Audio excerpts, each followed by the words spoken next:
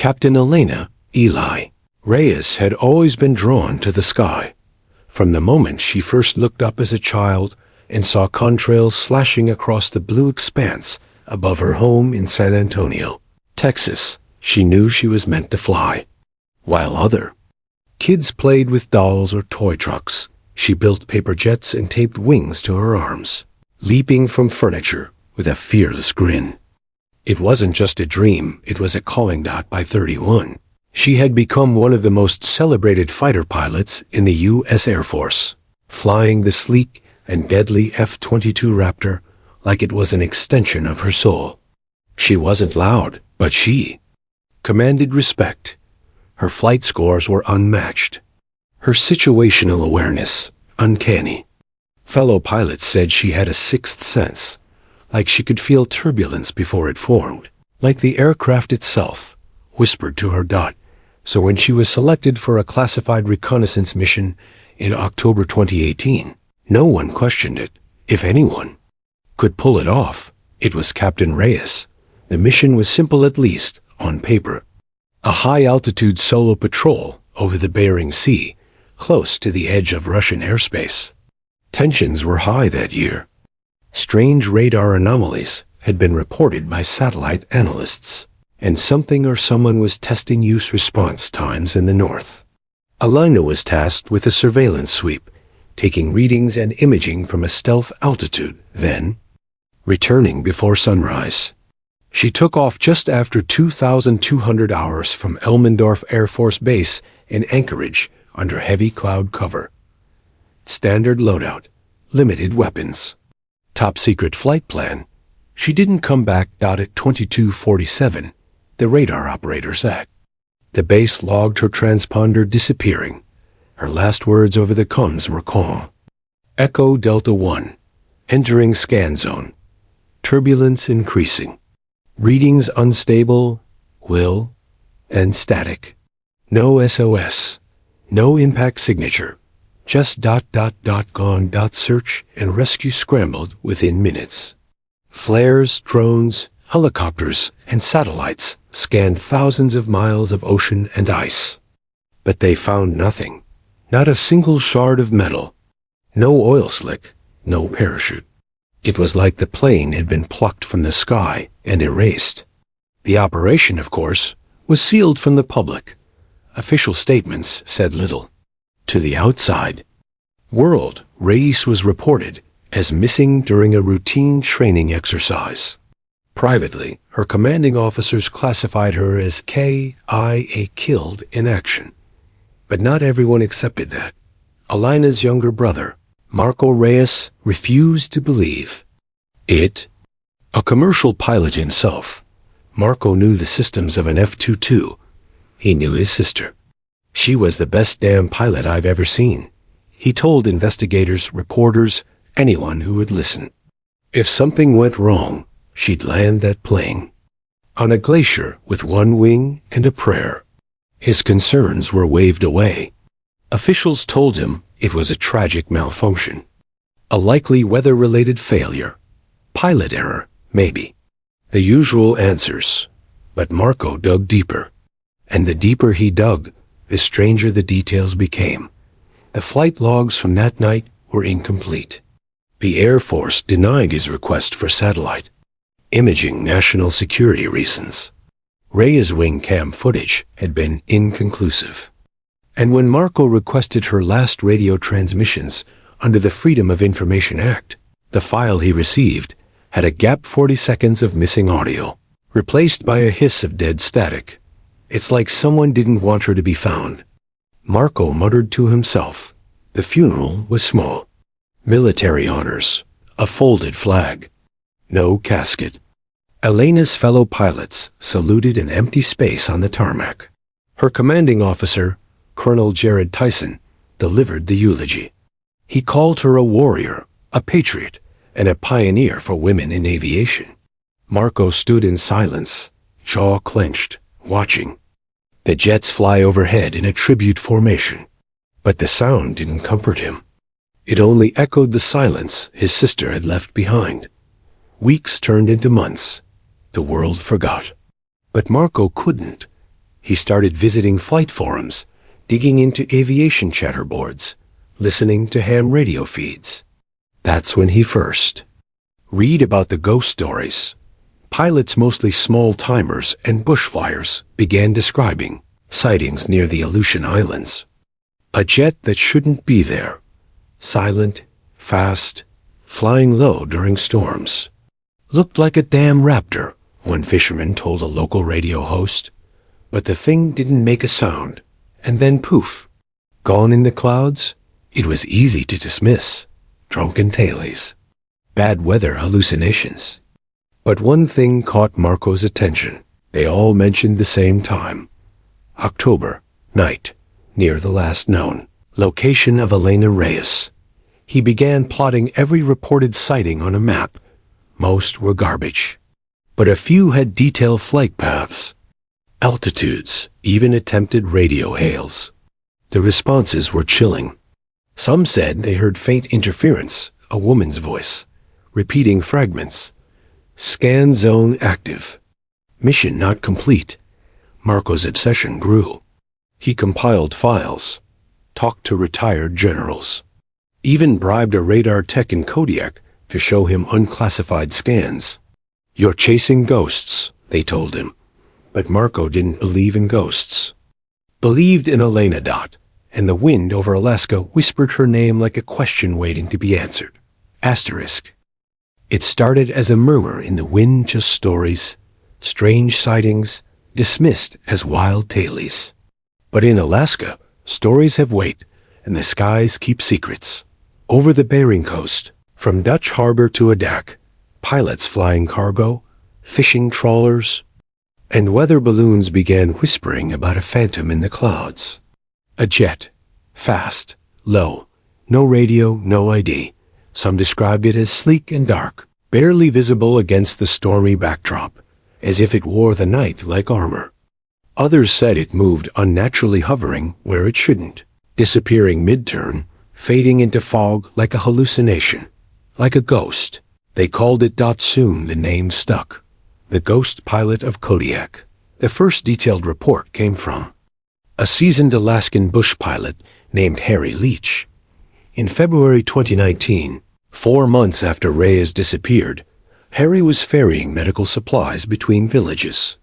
His plane flew a route just 50 miles south of where Reyes' transponder last pinged. At 1:17 a.m., while navigating low cloud cover, he spotted a formation slicing through the sky too smooth to be birds, too fast to be commercial aircraft. I thought I was seeing things, Harry told a radio station in Anchorage. This jet zipped right past my wing, maybe 100 yards off. Silent. No lights. No wake turbulence. Just gone. Into the clouds. When asked what kind of jet it was, Harry didn't hesitate. Looked like a Raptor. 22. Reporters chuckled. Retired. Air Force pilot sees ghost fighter jet in the snow. It made for a great headline. But not everyone was laughing. 3 weeks later, a military meteorologist at Erickson Station on Shemya Island noted an anomaly. A radar return that behaved like an aircraft, but didn't trigger any transponder alarms. The signature looked like a stealth fighter, the analyst wrote in a report Marco would later obtain through a leaked internal document. But it wasn't squawking. Could have been a glitch, could have been something else. Then came the fisherman Dot in the icy darkness of the Bering Sea. Stories carried on salt and smoke. Crews aboard longliners and crab boats began telling their own tailies. A jet racing over the waves just before a storm. The timing was always the same, October through February, late at night, always near Reyes' last known location. We call her the Stormbird, one boat captain told a journalist. Shows up before the weather turns bad, like a warning. They swore it was real. They'd seen the silhouette, felt the pressure shift in the air, heard the eerie static on their radios. Sometimes, one young deckhand said, it almost sounds like a woman trying to speak, but the signal's broken, like it's caught in a storm. Mission incomplete, she supposedly says. Scan zone unstable. Reyes out. Marco Reyes found these stories by accident. He had been combing amateur aviation blogs and Cold War conspiracy forums when a buried thread caught his eye. Phantom jet sightings over Aleutians. Is Reyes still out there? The thread was filled with skeptics and trolls, but some posts stood out users with actual flight credentials who described similar experiences. One pilot even claimed to have tried to intercept the mysterious aircraft over Adak Island. I turned my lights on to signal. Thing vanished like vapor. Number. Sonic boom. Just poof. Marco's pulse quickened. He messaged dozens of the commenters, tracked down emails, phone numbers, radio logs. His corkboard at home looked like something from a detective thriller mounts. Strings, red circles, pins marking every confirmed or credible sighting. The pattern was unmistakable. She was flying a patrol loop. Marco didn't believe in ghosts. But he knew what he was seeing. Someone or something was repeating a precise flight path between 4 points. Kodiak, the Bering Strait, the Kamchatka Shelf, and Shemya. A wide rectangle. A mission loop. Elena's mission.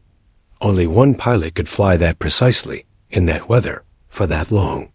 One pilot with a reason to return dot, and yet, whenever he presented this theory to aviation officials, he was laughed off. Radar echoes are weather reflections. The static is atmospheric. The voice is pareidolia. You're hearing what you want to hear. But one retired controller, a friend of his sister's from Elmendorf, took him aside during a visit. Look, the man said quietly, glancing over his shoulder. I can't prove anything, but some of us, we heard the tapes. The ones they didn't release. And it's her. It's Reyes. Marco felt his legs weaken. Why haven't you come forward? Because they'd strip my pension, label me unstable. But I believe you. She's out there.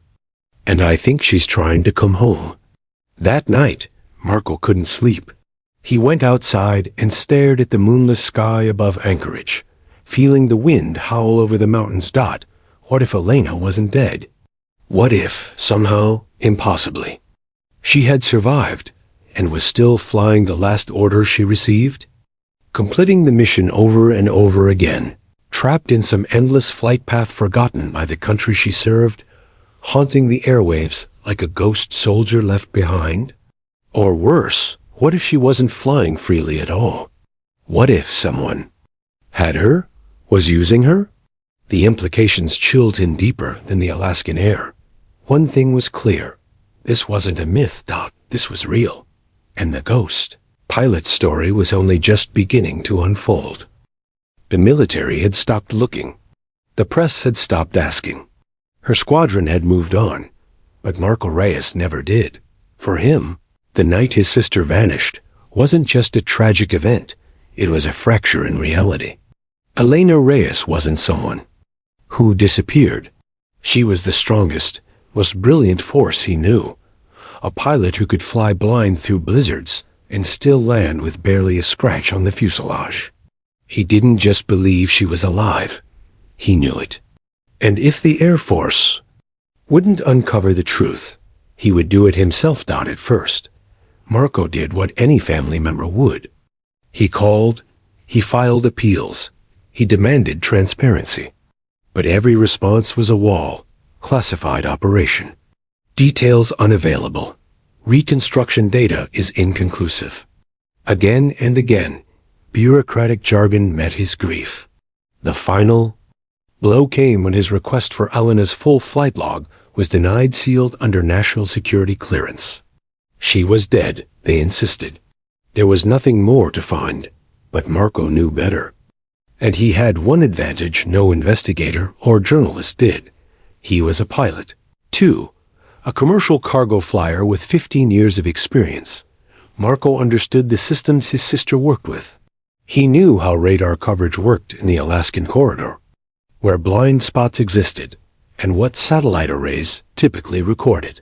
More importantly, he knew how military aircraft, like the F-22, behaved, and what it would take to make one vanish without a trace. He also remembered a detail no one else thought important.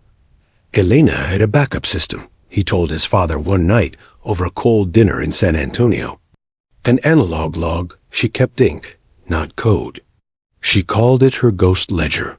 He found it in her old footlocker tucked between training manuals and flight badges. A worn leather-bound notebook, pages filled with tight, slanted handwriting.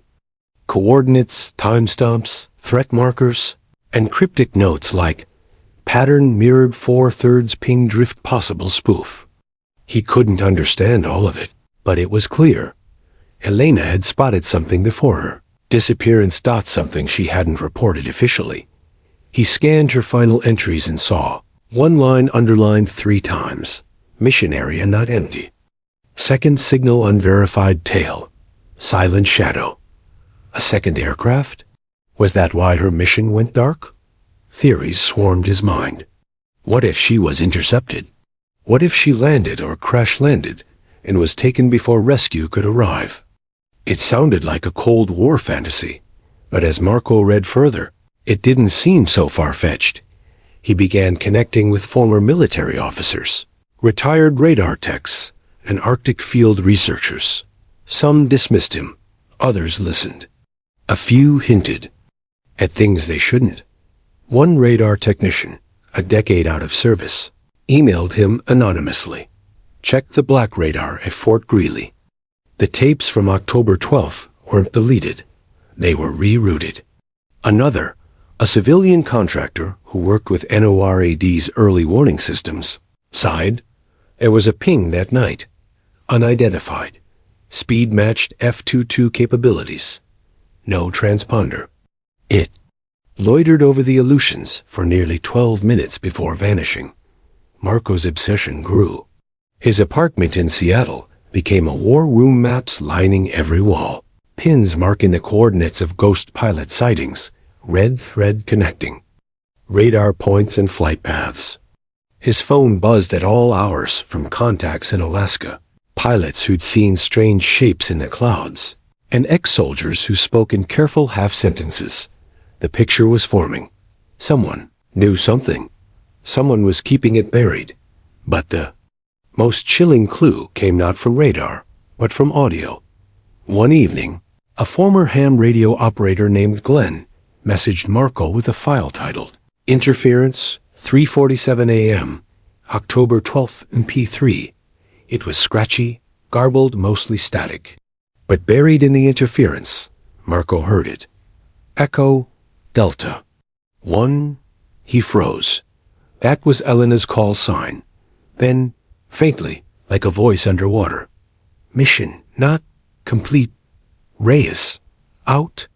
Marco played it over and over, isolating the frequencies, adjusting the pitch. It wasn't a radio hoax. This was real interference, bouncing through layers of atmospheric noise. There were no pilots flying that route at that hour. The signal was coming from nowhere. Or just maybe from her. Dot in the months that followed, Marco refined his map. He tracked satellite movements, studied flight corridor reports, even found a defunded weather satellite still transmitting low-resolution data. From its archives, he pulled an image that nearly made him drop his coffee. A heat signature, aircraft-shaped, faint, but present. Dated, October 12, 2020. Location, 50 miles southwest of Shemya Island. The shape was nearly identical to an F-22. He sent the image to 5 independent analysts. 4 said it was likely an anomaly. The 5th circled the wingspan, matched it to Raptor specs, and replied with one sentence. If this was taken when you say, someone lied. Marco didn't sleep that night. He stood by his window, watching the horizon. What had started as grief had become something more, a burning mission. If Elena was alive, someone had kept her that way. And if she was gone, then someone out there knew what really happened. Either way, he wouldn't stop until the sky gave her back, because no matter what the government said, ghosts don't fly patrol routes. pilots, do, and his sister was the best of them. It was October again. 7 years to the day since Captain Elena Reyes vanished into the Alaskan sky. The world had moved on. Headlines had faded. Her story had become a whispered legend in some corners, a conspiracy theory in others. But in Anchorage, the sky didn't forget. It rumbled, dark and turbulent, with a storm rolling in from the Pacific. The kind of storm Elena would have flown through with steel nerves and a steady hand dot at 3:16 a.m. In the control tower of Ted Stevens Anchorage International Airport, veteran air traffic controller Dev Patel leaned into his coffee, leery-eyed, but alert. Most flights had been grounded due to the incoming weather. Cargo routes were delayed. The radar screen glowed a dull green, quiet except for a few distant commercial blips. Then something changed. A new return lit up on his secondary screen, low altitude, fast, no transponder. The radar signature blinked in and out, almost as if it were dodging the signal intentionally. It came in sharp, then vanished, and reappeared 50 miles northwest. Closing distance fast. Unregistered contact approaching Anchorage airspace. Heading southeast at Jesus, Mach 1.1. Dev called to his shift partner. Is NORAD running a drill? The partner checked the manifest. Nothing scheduled. That corridor's cold. Dev's eyes narrowed. I'm hailing it. He grabbed the mic and spoke clearly into the frequency reserved for emergency and military aircraft. Unidentified aircraft. This is Anchorage Control. You are entering restricted airspace. Identify immediately. Silence dot, then static dot, and in the middle of that static, something else. A voice. Faint. Cracked. Like it was being pulled through a tunnel of storm clouds and broken radios. Echo. Delta 1. Requesting clearance. Dev froze. That call. Sign. He looked at his partner, who shook his head slowly. Confusion etched across his face. Mission incomplete. The voice continued. Reyes out. And the blip vanished. Gone. Not fading out or dropping. 1 second there, the next. Erased from the screen, like it had never existed. Dev stood still, the mic still in his hand. Was that? His partner whispered. It was her, Dev said. It was Captain Reyes. The FAA scrambled. NORAD was notified. Within 40 minutes, 2 F-35s were in the air on an intercept course toward the flight corridor where the mystery craft was last seen. Weather was worsening, wind cutting through clouds, turbulence forming in thick walls. The jets flew fast, slicing through the night with one mission. Identify the aircraft, force it to land, or escort it back. They found nothing, only silence, but the radar data was real. And so was the recording dot back at Anchorage. Marco Reyes was already awake when the call came in. His phone lit up with a blocked number. He answered, heart pounding. A voice on the other end whispered. It happened again. A tower got her voice. You need to hear it. Within hours, Marco was on a plane to Alaska. He'd heard stories, caught rumors, listened to half-baked recordings. But this was different. This time, Elena hadn't just been seen. She'd spoken, and her voice had carried one unmistakable truth. She was alive. The recording was locked away, but Marco knew who to call. Dev Patel had been Elena's friend once during her training rotations. When Marco met him in a dark corner booth of a diner near the base, Dev's face looked drawn, haunted by what he'd heard. You were right, Dev whispered, sliding a small USB stick across the table. I didn't believe it until I heard it myself. But, Marco, that wasn't just a ghost. That was a pilot calling home. Marco plugged the drive into his laptop right there in the booth, hands shaking. The static filled the speakers. Then, echo. Delta 1. It was her voice, older, rougher, but hers. Clear as a memory. Requesting clearance. Mission incomplete. Reyes out. The moment he heard her name, Marco burst into tears. Not out of grief, but hope. After all these years, she wasn't gone. She was still flying. But the joy was short-lived. Dev leaned forward, voice low. There's something else. The F-35s were scrambled to intercept her. But she was already gone by the time they arrived. Like she knew where they'd come from. Like she was evading them. Marco blinked. She's running from us? Or she's being hunted, Dev said. That voice, it was clipped. Like someone jammed the signal partway through? And there's more.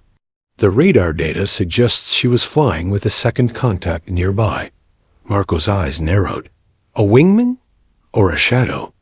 Either way, she's not alone out there. Back at his hotel, Marco examined the radar trail. He'd seen hundreds before, but this one sent a chill through him. The path was fast, erratic, dipping and rising like it was navigating a corridor it had flown before. Like Elena had memorized every blind spot in the airspace. The data showed her jet went dark over the Talkeetna Range, a maze of peaks and ridges, cloaked in storm clouds and snow. If she crash-landed, she might be there. If she turned away, she could have been heading west, again back toward the Arctic. Or she was never trying to land at all. Marco zoomed in on the final blip. Its last trajectory was straight toward the mountains. Then nothing. A hard cutoff. But something about the angle caught his eye. It wasn't random. It was strategic. She'd gone dark on purpose. She was hiding. But from what? The next morning, a breaking news segment hit the airwaves. A government official denied all reports, claiming it was an internal radar test. That confused civilian systems. But anonymous sources leaked the truth to a popular aviation blog. A decommissioned F-22 tail number, registered to Captain Elena Reyes, had been visually confirmed on thermal imaging over Alaska. Public interest exploded. Reporters dug into her old mission. Conspiracy forums lit up. Marco's inbox was flooded with messages, most insane, but a few credible. And above it all, one question roared louder than the storm that had hidden her. Where had she been for 7 years? And more importantly, why had she come back now? 3 days after the Anchorage incident, a retired NOA, a weather drone flying a routine atmospheric scan over the Kenai Peninsula, captured something impossible. At 5:42 a.m., while streaming high-resolution thermal footage over the snow-covered ridgelines, the drone's sensor locked onto a shape cutting through the cloud. Sleek, angular, and unmistakably military.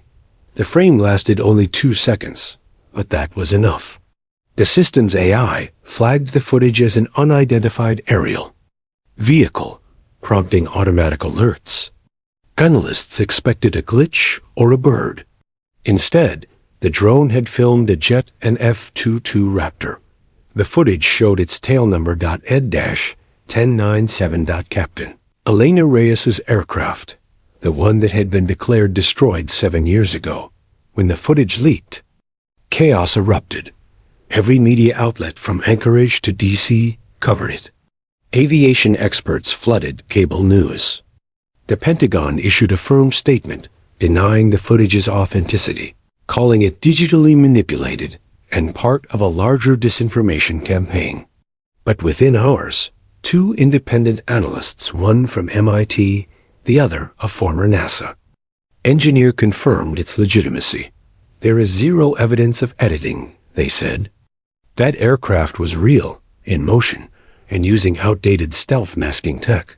Suddenly, the myth of the ghost pilot was no longer folklore. She was flesh and blood, flying in the open again. In a secure room beneath Joint Base Elmendorf-Richardson, top-level commanders and intelligence officers reviewed the footage in grim silence. The audio from Anchorage was played again. Echo Delta 1. Requesting clearance. Mission incomplete. Ray is out. There was no mistaking it now. The impossible had happened. General Wallace Durham, head of Arctic Air Operations, stood at the head of the table, voice low and cold. "She survived," he said. "And she's flying solo in U.S. airspace, without authorization. This isn't just a rogue pilot. This is a breach." "A breach?" A young intel officer asked. "Sir, she's one of ours. She served honorably. This could be a rescue. Or it could be a trap," Durham replied. "We don't know where she's been, what she's been exposed to, or who she's working for. That aircraft could be loaded with foreign tech, or worse, false intel." Someone murmured, "She might be trying to come home." But the general shook his head. "She'll come home when we say. Until then, she's a threat." That night, Reyes was designated as a high-priority intercept target. Across the country, Marco watched the news from a motel room in Valdez, Alaska. His hands trembled as the drone footage replayed on loop. It was her. Not just a story. Not a theory. Proof. He stared at the jet, frozen mid-flight. The camera caught it from the side, its wings flexing against a pocket of air, its nose cutting the sky with precision. The snow around it blew in swirling spirals as the weight disrupted the atmosphere. It was her flight pattern, her rhythm. She always banked slightly to the left before a climb, a habit Marco remembered from their childhood simulator games. "Elena," he whispered, "you made it back." His phone rang. Unknown number. He hesitated, then answered. "Hello?" Static. Then, "You need to stop. They're tracking you." A woman's voice, mechanical, masked. Before he could speak, the call cut out. The next day, NORAD scrambled a high-speed recon team after picking up another radar ping, this time over the Talkeetna Mountains, near an abandoned Cold War era station, long since decommissioned. The terrain was brutal icy cliffs, frozen rivers, snow thicker than waist-high in places. But when ground crews arrived, they found signs of a landing. Jet wash had scorched the snow in a perfect arc.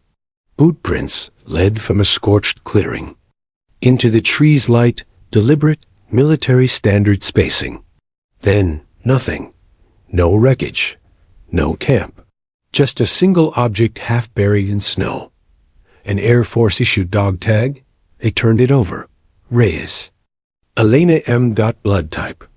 O+ ID hash. 004215 ACET was clean, untarnished, almost like it had been left there on purpose. Back in Anchorage, the footage and the dog tag sparked something bigger than the military expected. Online communities exploded with theories. TikTok users reenacted her final words. News anchors questioned the government's handling of the original mission. Podcasts launched overnight, dedicated to the ghost pilot conspiracy.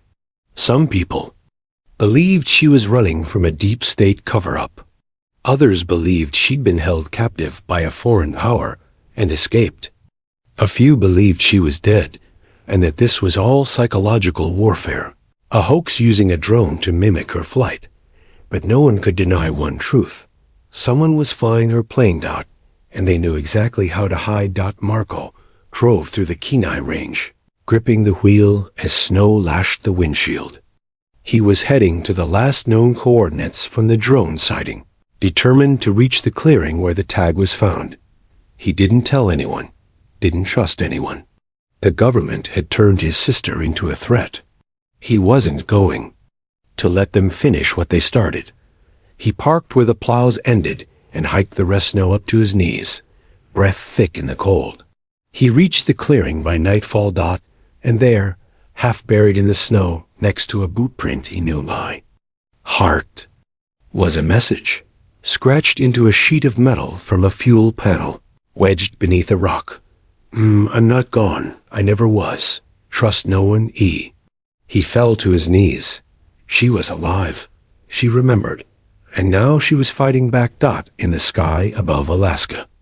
A silent jet flew once more through the storm clouds, just under radar, engines throttled low, wings catching moonlight. The ghost pilot had returned, but she wasn't haunting the skies. She was hunting something, and her mission was far from over. For 7 long years, Captain Elena Reyes had lived in the shadow between survival and silence. When she took off for her final mission in 2018, she never expected the skies she loved to betray her. But as she flew deeper over the Bering Sea that night, following strange readings in her HUD anomalies in the magnetic field, signals bouncing back with distortion, she realized something was wrong. Her instruments fuzzed, communications broke down, and then a second radar return appeared, close, too close. Before she could react, her systems locked up. A jamming signal overwhelmed the Raptor's controls, scrambling her nav screen and cutting power to her stealth suite. By the time she regained partial control, it was too late. She was over the line. She'd crossed into Russian airspace, and they were waiting. A MiG-31 ghosted her 6 o'clock, escorting her eastward without firing. A shot. 2 more joined in, flanking her. Elena could have ejected, but the terrain below was solid ice, the storm swallowing the horizon. A crash would mean death. A standoff meant capture. She made a choice. She flew. The next thing she remembered was the sting of winter against her face, as her jet crash-landed on a snowfield in eastern Kamchatka. Her body was bruised, her mind spinning. Before she could crawl out of the cockpit, they came, soldiers in white gear. No insignias. Guns raised. She was dragged from the wreckage and blindfolded, her gear stripped, her name never spoken again. That night, Captain Elena Reyes died to the world, but she survived as subject. Echo. They kept her in a subterranean facility carved beneath the frozen mountains. A relic from the Cold War, long abandoned by official maps, now repurposed for quiet, off-the-books operations. It wasn't a prison. It was a testing ground. Her captors never spoke English, but Elena didn't need a translator to understand. She was being studied. Not tortured, not interrogated, replicated. Her aircraft had been mostly intact. Her helmet, HUD systems, and targeting computer were extracted. Engineers swarmed over the wreckage, while scientists monitored her every move, feeding her protein bars, saline, keeping her alive, not out of mercy, but utility. She wasn't a prisoner. She was a blueprint. They were trying to reverse engineer her. Every few months, a new drone or test jet would scream through the skies above her cell. She heard them, recognized the sound. Her own stolen flight patterns echoed in the walls. They were recreating her mission, her movements, her tactics. But the worst part wasn't the confinement. It was knowing that no one was coming. Until one day, she stopped waiting to be rescued and started planning her escape. It took her 3 years to learn their routines, 2 years more to study the facility's layout, memorize the timing of shifts, the direction of surveillance sweeps, the blind spots. In total, it took her over 6 years to piece together a plan. Silent, patient, deliberate. Her break came when a blizzard hit strong enough to disable external power and knock out thermal sensors. In the chaos, Elena slipped through a service corridor, climbed into the frozen crawl space above the comms room, and stole a key, a rusted USB drive left behind by a dead tech officer. Inside were blueprints, and more importantly, a map. Outside, hidden in a rusted hangar covered in drifted snow, was a forgotten relic from the Soviet days. A barely functional prototype interceptor jet, old but fast. Elena knew it was a death trap, but it had wings, and that meant freedom. In January of 2025, after 6 years, 3 months, and 8 days in captivity, Elena Reyes flew again. She launched the jet at dawn, using the cover of a false radar return. trick she learned by watching them do it to her. The craft climbed shakily, its left stabilizer rattling, the canopy leaking air. But she was airborne. And the moment her fingers touched the throttle, her eyes burned with tears. It felt like home. The jet had no weapons, no backup systems. But it had just enough fuel to get her to the western edge of the Arctic, where she dropped to sea level, turned her signal dark, and vanished into cloud cover. That's when she sent it. A single radio burst. Short. Garbled. Echo Delta 1. Mission incomplete. Rays out. It was a flare. A message. Not just to the skies, too. Marco. She knew the military would come looking. So she planned her decoys carefully.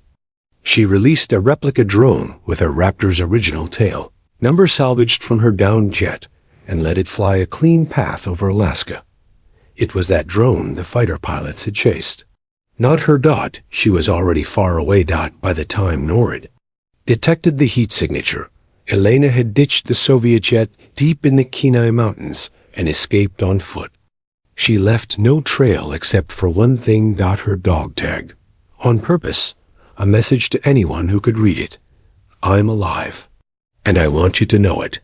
She found shelter in an old survey cabin long abandoned, filled with rusted supplies and cracked windows.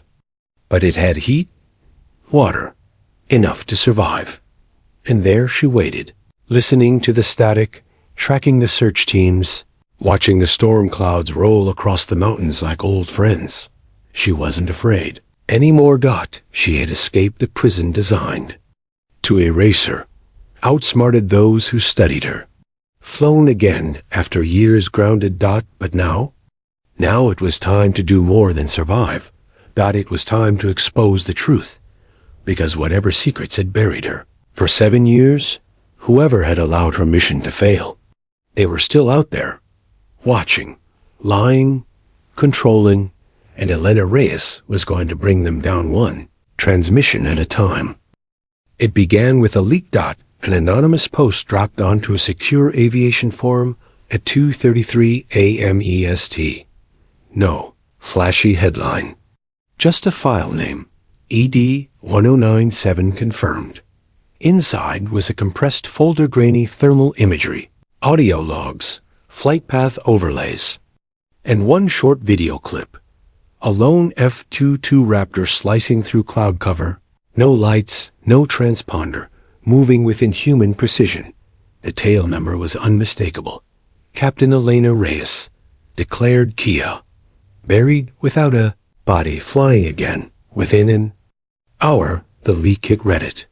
Within 6, it was viral on X and TikTok. By noon, #GhostPilot was trending worldwide. What had once been a fringe conspiracy had exploded into national conversation. But it wasn't just the footage. The post had included a second file, a redacted flight briefing from October 2018, marked Eyes Only. The document outlined Reyes' original mission, but included a buried line that sent the internet into a frenzy.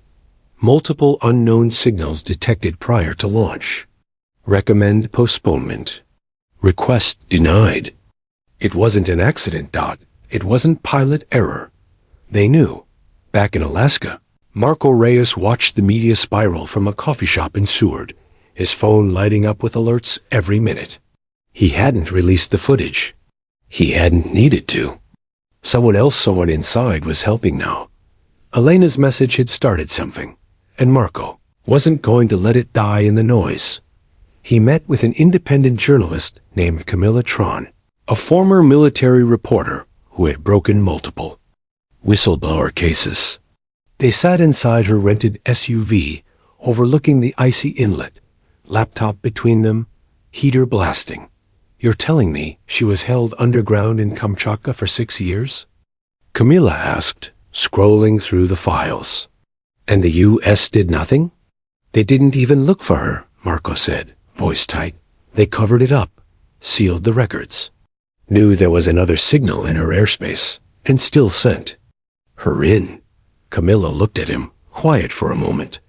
I'll publish this, but when I do, Things are going to change. Fast. Good, Marco said. Let them. Camilla's article dropped the next morning. It was called The Pilot Who Was Never Meant to Come Home. It included radar data, the 2025 thermal signature, leaked audio from Anchorage Control, and even a scanned photo of Alain's handwritten flight ledger. The story ignited like a flare in a gasoline storm. Veteran pilots began coming forward. Retired officers emailed Camilla, confirming they had seen unredacted reports about Reyes's mission. One even provided a document showing her jet had pinged satellite sensors 5 minutes after it was declared missing. For years, someone had hidden the truth. Now it was out. The public was enraged. Protests erupted outside military installations. Veterans held signs that read, "We don't leave pilots behind." Where was the rescue? Justice for Reyes. The Pentagon was forced to respond. In a stiff, carefully worded press conference. Air Force Secretary Dennis Stilwell acknowledged that new evidence has surfaced regarding the Reyes disappearance and that an internal investigation would be conducted. But that wasn't enough. 2 days later, a group of former intelligence officers went on record with Camilla. Their claim, the mission Reyes flew was never about surveillance. It was a bait test, a classified maneuver designed to provoke a response from foreign actors. Reyes hadn't just stumbled into danger. She'd been sent into it. And when she disappeared, it let it happen. Meanwhile, Elena was still in hiding, watching the chaos unfold from a high ridge north of Palmer, Alaska, using a salvaged radio and a solar-charged sat feed. Her hands trembled as she watched Camilla's article go live, as the headlines splashed across the screen. As her name, a name the world had mourned, became a symbol of survival. But it wasn't vindication. She felt it was rage. They had used her, discarded her. Then tried to forget her. And now they were scrambling, not to find her, not to bring her home, but to cover their tracks. She wouldn't let them.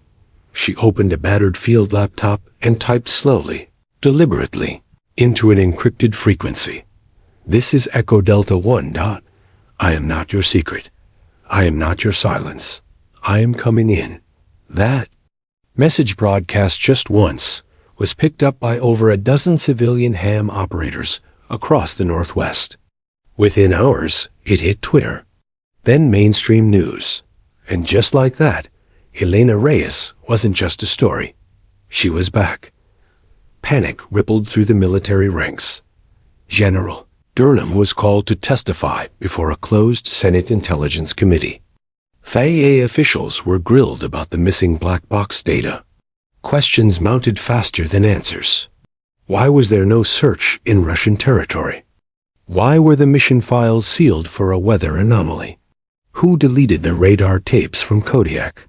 Back-channel whispers suggested more resignations were coming. A special prosecutor had been appointed, but the biggest question remained unanswered. Where was Elena Reyes now? And what would she do next? Marco got the answer the next evening. He stood at the same clearing where he'd found her message days before, hands buried in his coat pockets, watching the clouds shift above the frozen valley. The wind carried a new weight, like a promise. Then a hum. Low at first, then rising, and from the eastern ridge, breaking through mist and light snow, a shape, sleek, dark, familiar. The Raptor, but not a ghost, not a rumor. The jet hovered just above the ridge, then eased down in a controlled descent, its stealth thrusters cutting through the mountain air. Marco didn't move. Couldn't. His breath fogged in front of him as the canopy lifted. Inside, helmet off, eyes tired but blazing Elena. She gave him a single nod. And for the first time in 7 years, the brother who never gave up saw his sister come home. The return of Captain Elena Reyes didn't begin with a press conference or military escort. It began in silence. She stood at the edge of the runway at a decommissioned Alaskan airstrip, frost crunching beneath her boots, wind slicing across the tarmac. Her Raptor sat behind her, scarred, patched, but airworthy. Proof of life, of endurance, of the storm she'd flown through. Across from her, cameras waited. Not official ones, independent press, trusted voices, a few civilian pilots, Marco. At her side. This wasn't a homecoming orchestrated by generals. It was a reclamation.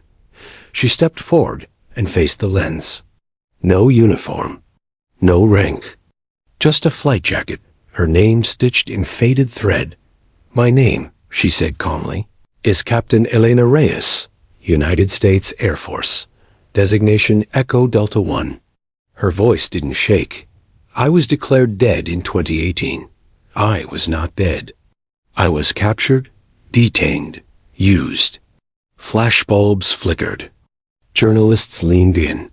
"I returned 6 months ago," she continued, "and I have watched the people responsible deny my existence, hide what happened to me, to my mission, and to others like me. I'm speaking now not because I was rescued." She paused, looking directly into the camera. "But because I rescued myself." The footage of her statement aired live across multiple independent streams. By midnight, it was embedded in every major news site in the world. She named names. She listed dates. She laid out the operation that had sent her into hostile airspace intentionally unarmed, bait for foreign radar. She referenced redacted memos, mission logs that were supposed to be destroyed. She provided her own flight recordings, encrypted backups she'd hidden in the Raptor's analog systems. She had proof. And suddenly, the world changed. Congress demanded open hearings. The Senate Intelligence Committee subpoenaed the chain of command from her final mission. High-ranking officers resigned. General Wallace Durham, once her commanding officer, was placed under investigation for falsifying mission outcomes and obstruction of a search and rescue protocol. Journalists called it the biggest military cover-up since the Cold War. But to Elena, it wasn't about politics. It was about honor. In the weeks that followed, she stayed out of the spotlight. She refused interviews, declined book deals. Instead, she spent her days repairing the aircraft that had saved her life.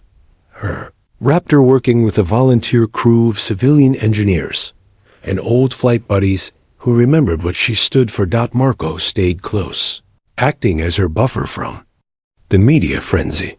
Their bond had deepened, no longer just siblings, but survivors. He'd found her. She'd come back. The storm that separated them had finally passed, and the sky was calling again.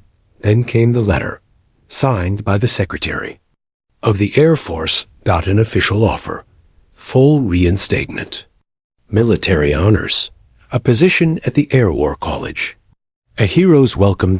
She declined. Instead, she sent back a single-page reply.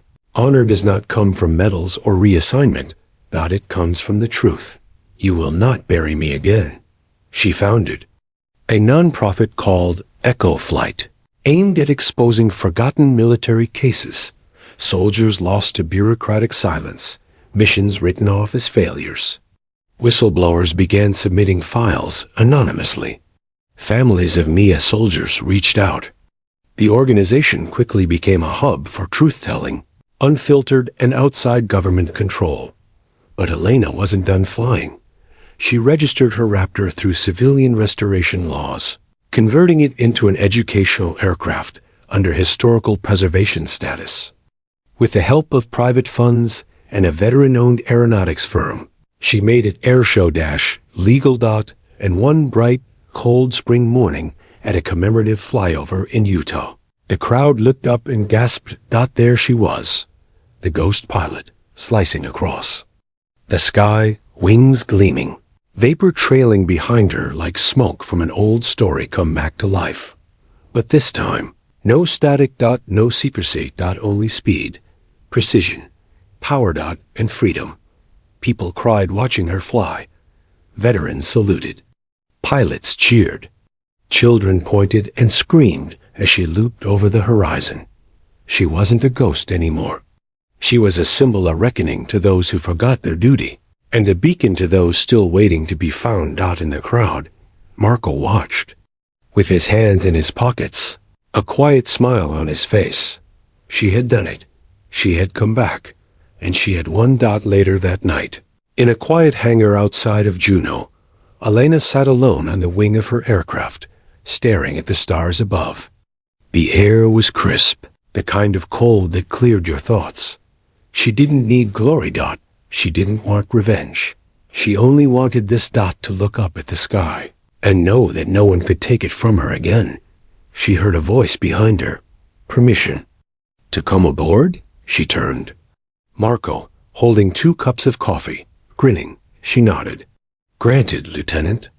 They sat together in silence for a long time, and then softly, Elena said, I wasn't flying for them anymore. Not after what they did. I was flying because it's who I am. Marco looked out at the night. No, he said, smiling. You were flying because you had to finish the mission. She glanced over. Then, almost a whisper, I still do. And with that, Captain Elena Reyes, once forgotten, once betrayed, took her place not in shadows or secrets, but in legend. Not a ghost, a pilot. Returned. Remembered. Unbreakable.